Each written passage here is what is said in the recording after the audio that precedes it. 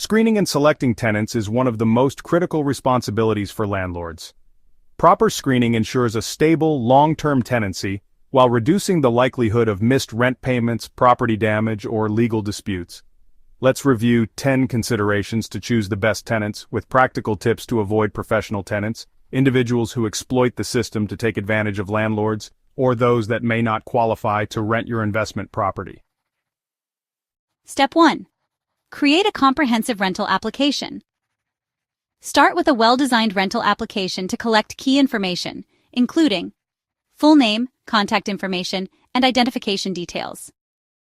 Income source, which may include employment history, including employer contact information, position, and monthly income, or income could be from social services, pension, investments, or other sources.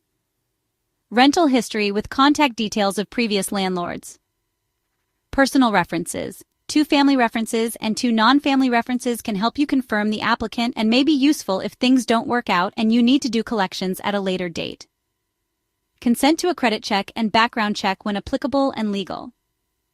Collect the allowable amount of rent that your jurisdiction permits as a deposit and ensure the terms are clearly outlined in the application. If applicable, collect a damage or security deposit as well. There is no sense in going through all the work of checking an application if the applicant isn't serious. Tip: use a digital application system to make the process streamlined and ensure data is secure. Step 2. Verify identity. Not everyone is who they say they are. It's important to verify the applicant's identity by actually seeing their government-issued ID.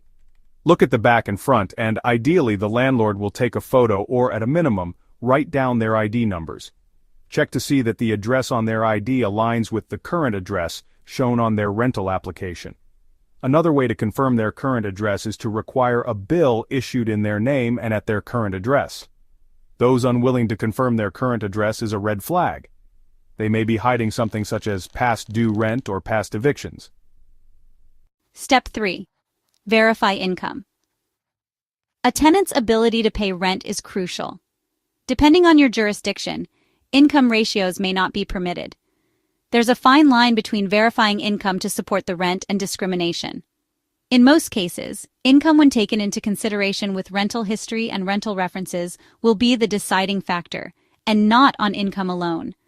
For verification, request confirmation of income including proof of income for at least 3 months.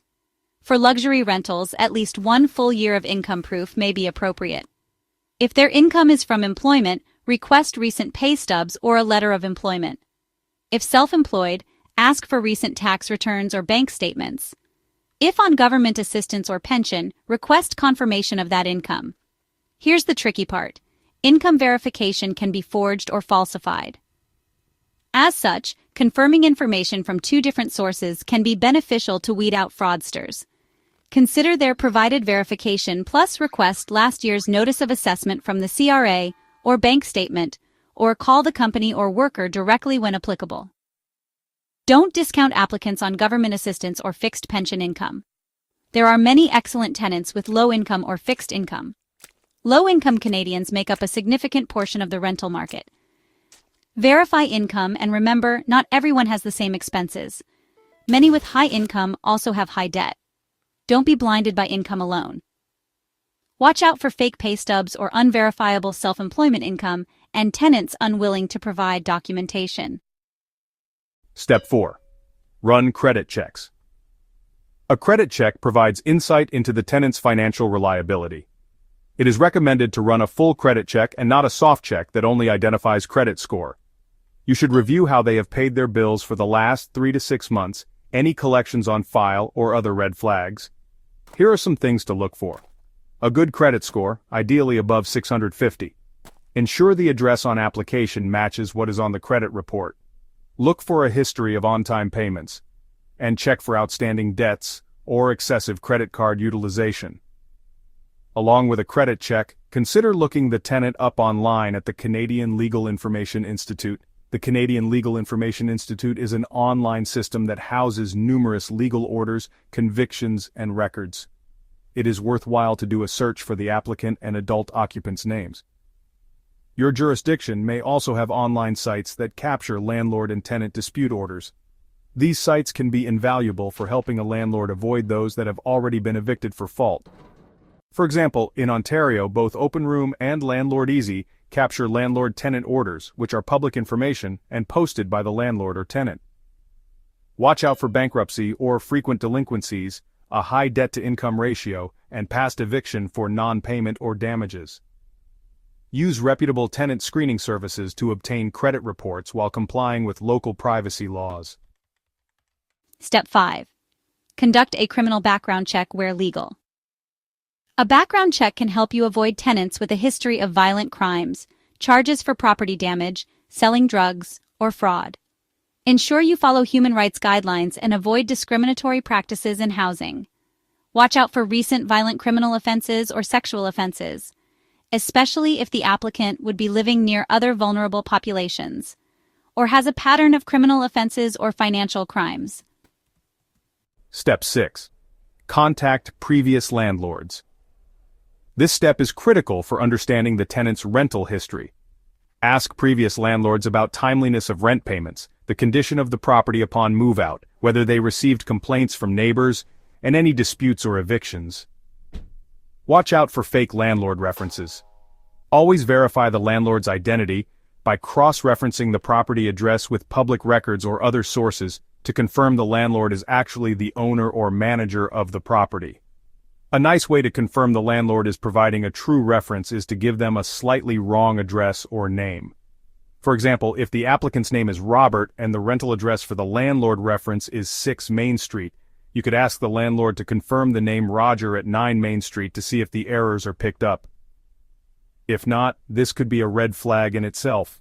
A fraudster will confirm the details asked about while a legit landlord would likely seek clarification or provide a correction. Step 7. Interview the tenant. An in-person or virtual interview allows you to gauge the tenant's personality and clarify any information from their application. Some landlords will complete the interview before providing a rental application, and others will do this later in the process. Either is a good option. Ask questions like, why are you moving? How long do you plan to stay? Do you have any pets or additional occupants? Have you read the rules related to the tenancy?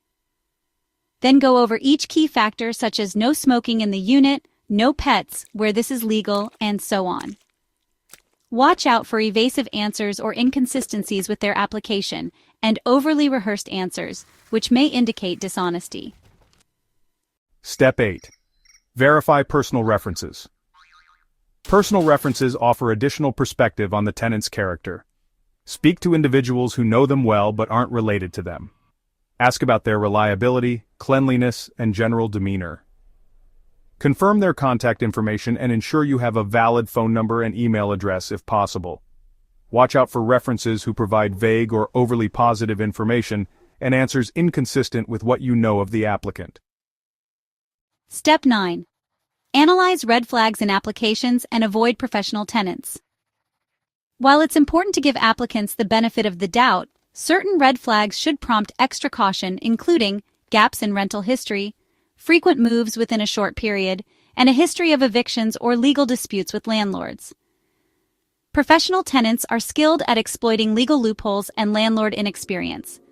They may provide fabricated documents, such as fake pay stubs or references, offer to pay several months of rent up front to mask underlying issues, and insist on skipping formal processes like background checks.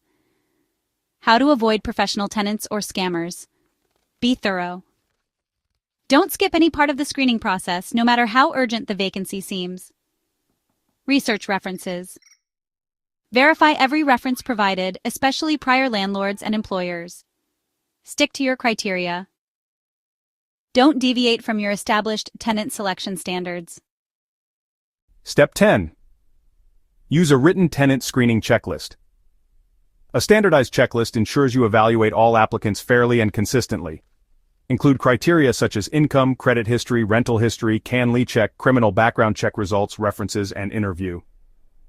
By documenting your decision-making process, you can protect yourself from claims of discrimination. Don't forget to verify, and verify. Even if a tenant appears trustworthy, it's essential to verify all information independently and ideally with two different sources. Remember, once you sign the lease, there is a contract in place. Once keys are provided, the tenancy has commenced, and the landlord and tenant legislation for your jurisdiction will come into force. Final thoughts. Screening and selecting tenants is a multi-step process that requires time and attention to detail. By conducting thorough checks, verifying all information, and remaining vigilant for red flags, landlords can reduce risks and secure reliable tenants. This diligence also protects against professional tenants who seek to exploit landlords.